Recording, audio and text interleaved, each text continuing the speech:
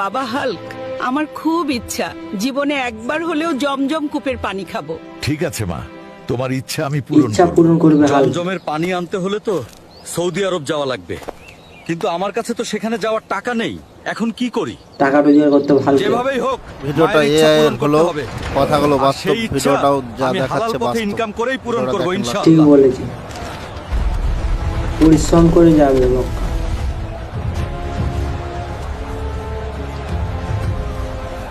আলহামদুলিল্লাহ, টাকা জোগাড় হয়ে গেছে। অবশেষে সৌদি আরব যাওয়ার টাকা হলো। এখন সৌদি আরব গিয়ে জমজমের পানি আনবো ইনশাআল্লাহ। আল্লাহর রহমতে জমজমের পানি নিয়ে এসেছি।